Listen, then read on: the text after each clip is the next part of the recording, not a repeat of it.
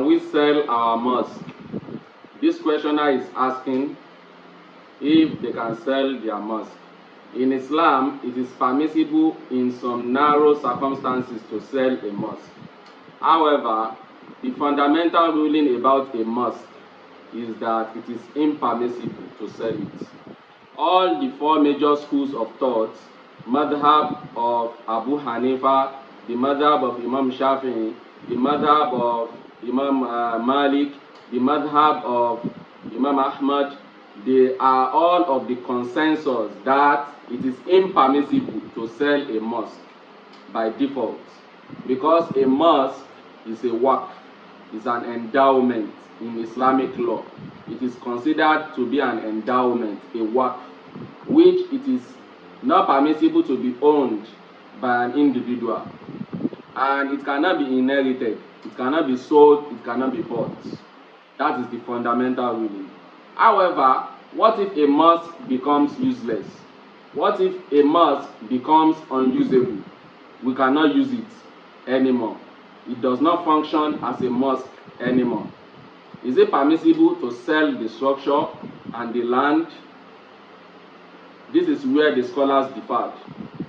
All the schools of thought, except the madhab of the Hanabila, the madhab of Imam Ahmad, all other schools of thought retained the opinion that it is yet impermissible to sell a mosque, even if it becomes unusable. Even if it becomes unusable, it is still impermissible to sell it. However, the madhab of Imam Ahmad stated categorically in one of its most authoritative literature, which is Al-Mughni, volume 4, page 306, that when a mosque becomes unusable, and this can happen in so many circumstances. However, once it becomes unusable, it is permissible to sell it. It is permissible to sell it, convert it into money, and divert it to another mosque. So this particular instance has become something that occurs so often in modern times, most especially in the Western world. You can have a case where a community struggled to acquire a very small area or a tiny building to use as a masjid. And with time, when the congregation becomes so big, the masjid will not be able to accommodate them. They need to move to a bigger space. So in such a case, they will have to abandon the initial structure and move to a new structure. So this is an instance. Another instance is when a city or an area is completely vacated, when it becomes inhabitable by people. Then the masjid and every other building in the area will be abandoned. People will move to another area, and so many other instances can warrant the complete abandonment of a masjid. In such a case, it will become permissible to sell it, and the money will not be for any individual. The money will be diverted back to the new mosque that the same people will be using, or diverted to another mosque entirely for other set of people to use. So the value of that masjid still goes back to a masjid. But in this instance, the case of the questioner here, one good recommendation scholars usually recommend is that the initial masjid should be retained as a library, an Islamic center or something, anything beneficial to the Muslims. So that should be the first option. If that is also not possible, then we can think of selling it and converting the money into the purse of the new masjid or for a different masjid entirely.